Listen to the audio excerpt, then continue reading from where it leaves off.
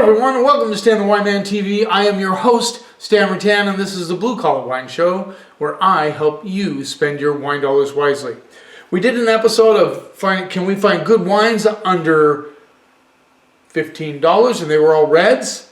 2 out of 5 were, I thought, punched above their weight class. Now we're doing white wines, and I'll tell you what, it's a lot harder to dig out 4 or 5 whites under $15 that you think might over-deliver for the money. I don't know why, but whites are tougher. They tend to be a little more, the better ones tend to be a little more expensive, and there's a reason behind that. And I asked a winemaker one time, because I'd heard it several times in my career, that it's harder to make white wines than it is to make red wines, and that kind of didn't make sense to me, but I'm not a winemaker, so I asked a couple of winemakers, and I think Derek from Walla Walla Vintners gave the best answer, the one that made the most sense to me. He says you only get one shot. You take that juice, you crush the grapes, you make the wine, and you hope it turns out good, because reds you can blend. You have several barrels of reds, you can blend them together and make them, work with each other and make great wine out of those different barrels. With whites, man, that's just what you get when you make it. So you better do it right the first time, or you're screwed. Basically, is what it is. So we have 4 whites that are all under $15. We're going to give them a try. See if they over-deliver for the money. I know you can find good wines under $15. I found many. It was the red wasn't disappointing. None of them were terrible, but only 2 really showed a lot for the money, especially that Confidential red. Just saying. So first one we're going to go to, and this is an important thing about trying to find wines that over-deliver, is finding a winemaker like Keith Pilgrim from Terra Blanca. He owns all his vineyards. He's a big winery, but he's a very talented winemaker. And so when you have a winery like that, where they own their vineyards, they own their property, they can put out wines for less money. And Keith does put out some very good wines that are very reasonable for the money. He's based on the bottom of Red Mountain. Beautiful property, beautiful winery. This is his 2024 Terra Blanca Arch Terrace Sauvignon Blanc, Yakima Valley appellation, 100% Sauvignon Blanc. So he doesn't grow this on his estate, but he has a good source. I think he told me a really good place to source Sauvignon Blanc. Yakima Valley, one of my favorite appellations. It's a big one. There's a lot of sub-appellations inside of the Yakima Valley, but it was the original AVA of Washington, the first AVA of Washington State. So, Sauvignon Blanc, good color, very, very light straw color. Let's see what we get on those. Get a little apple, melon thing going on. I would go just straight up apple, melon, maybe a little bit of, yeah, let's go there. Let's see what we get on the palate. Sauvignon Blanc.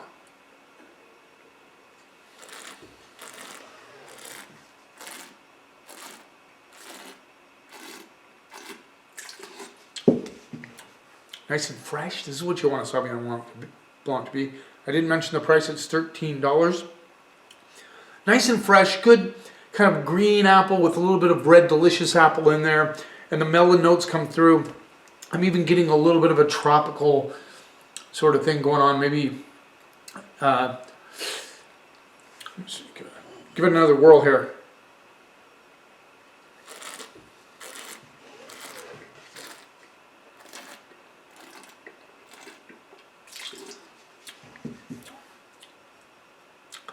Maybe even a touch of just a tiny hit of mango coming through on this one as well, with the apple notes and the melon. Nice and fresh, good balance, clean Sauvignon Blanc with some good flavors to it. I like it. I like it. For $13, it's not super complex, but it's very good. It's very well made. I like it a lot. I'm going to go straight up B. I think that's an excellent wine for $13. Just saying, Terra Blanca. So, guy, in his production level and his talent, he's able to come across with a wine for a very good price that is what you would expect out of a Sauvignon Blanc, and maybe a little bit better than that. It does punch above its weight class, above its price point. Let's move on. Good job, Keith. This is the 2000 and, was this not vintage? I thought I looked at this earlier. Sometimes you miss out on this. This is a 12.5% alcohol, which is kind of cool. This is a Frico Bianco by Scarpetta. They don't tell you the grapes on this one, but this is a partnership with I believe a chef and a sommelier, and they negotiate with these wineries to make wine for them. This is from the Friuli Venezia region of Italy. This is, I don't see a 2022, there it is. Okay. This rolls in at $13, same price as the Terra Blanca Sauvignon Blanc. These are Italian grape varietals that they grow in the Friuli region of Italy. But we're going to see if this bad boy punches above its weight class. A little bit more golden than the Terra Blanca Sauvignon Blanc. Ooh, real interesting nose. I get a little bit of pine needle. A little bit of a grapefruit pith. I really like that kind of a fir pine needle, like you're in the forest and you get this, you know, that fresh kind of fir pine needle thing? I'm getting that on the nose. With a little bit of grapefruit pith. You know, not the juicy part of the grapefruit, more towards the skin. Maybe just a hit of lemon. Let's see what we get on the palate.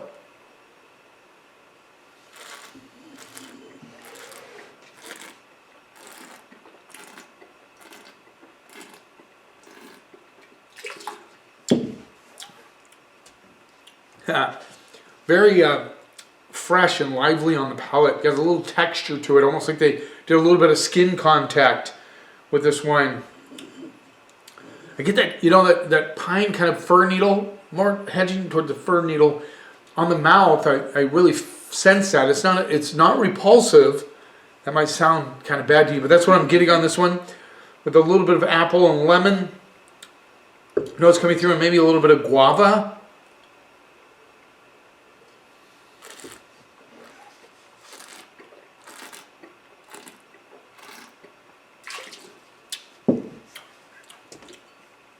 Yeah. Again, a lot of good flavors on this one. A lot of very interesting flavors. This is a thinking man's wine, you know, if you want to put it that way, or thinking person's wine, excuse me.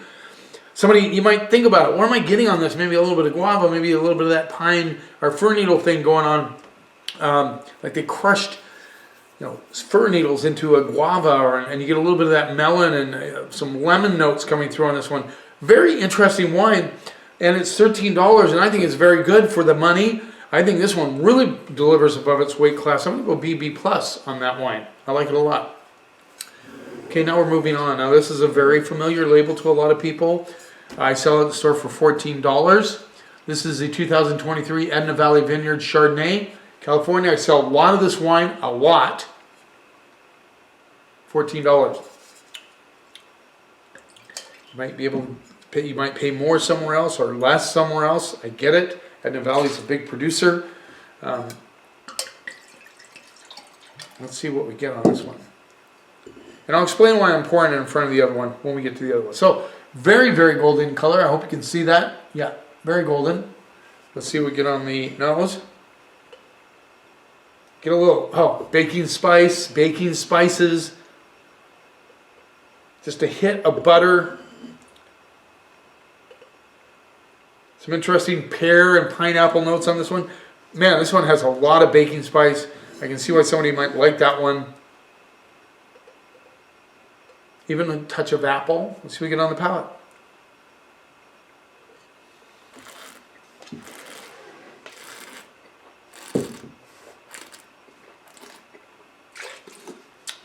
It's been a while since I've had this one. Well, I can see why people like it. It's fresh. It's not buttery. It's actually kind of fresh, which is refreshing. It is refreshing. But a lot of that kind of nice, almost like nutmeg and different baking spices coming through. You don't feel like you're in a a donut shop or something. I mean, just, you know, you get that nice baking spice and it's fresh. Maybe right on the back end, just a tiny hit of butter coming through. Definitely pear notes. More like, in the Asian pear, you don't get like, it's not like a ripe Bartlett pear, but it's, you know, a fresh pear. Very good. And just a touch of pineapple. Very little, but just a little kiss of pineapple.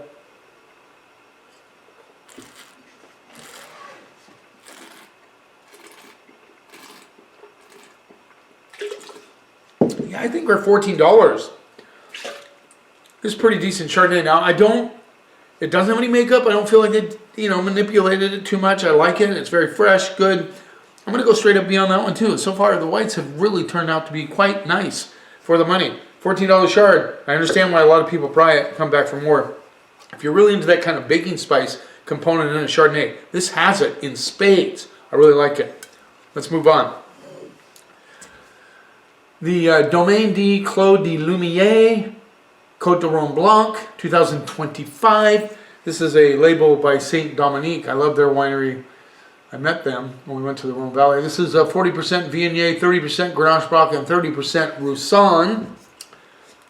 A lot of Viognier in this one. That's why it's after the Chardonnay. Viognier can be kind of a richer style wine. Then you got some Roussanne in here too, which is also very cool.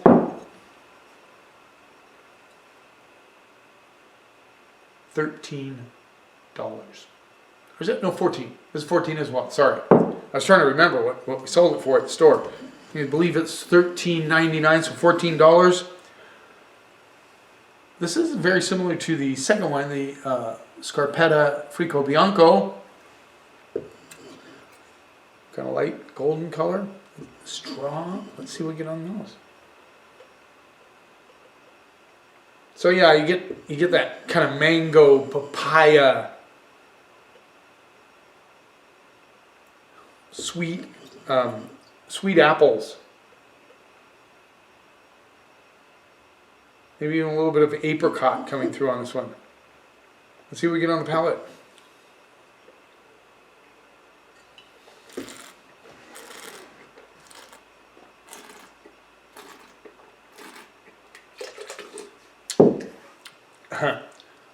Just a beauty. I mean, really, this is a beauty. See, that Viognier really gets into that, you know, very tropical kind of, I call it fruit salad. There's so many different, you know, mango, papaya, maybe just a hint of banana coming through on this one. And then you get kind of underlying melon and apple notes in there as well. This is good complexity. It's not, don't say, I hate that. Yes, it's just, it's got a lot going on. Good complexity. The Viognier is, you know, quieted down a little bit by the Grenache Blanc and the Roussanne. I'm not a huge Grenache Blanc fan, but when you blend them with these wines, you end up getting a really nice balanced wine. Good freshness to this.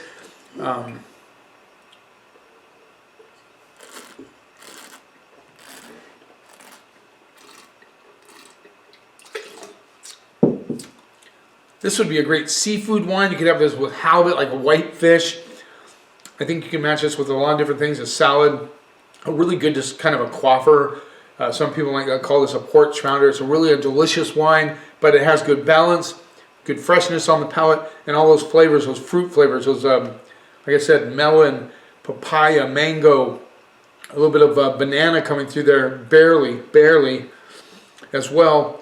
Yeah, great wine. I'm going to go B+, A-. I just think that one really over-delivers for the money.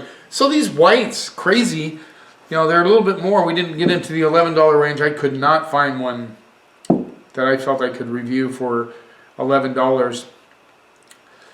There might be one out there, but whites are a little tougher. You have to almost kind of push toward the $14 margin a little bit, but that's okay. $14 is a good value, and I think B+, A- on that is a great grade for a wine in the $14 range. There you have it. I'm really impressed with these whites for the money, more so than it was the reds that I reviewed in the last episode. So there you have it. And again, I would like to make you, have you found a white that you really like? Now, I didn't do a New Zealand Sauv Blanc in this one. I thought about it because I know of a couple that are a little bit less money. But I did not do that. We went California, we went Italy, we went Washington, we went France this time. But a lot of you like, so do you have a favorite white that you can get for under $15 that you'd like to share with me? Because I'd like to try it. Thanks for taking a little time out of your day. Please subscribe to my channel so you can see what's coming up. You keep watching, and I'll keep helping you spend your wine dollars wisely.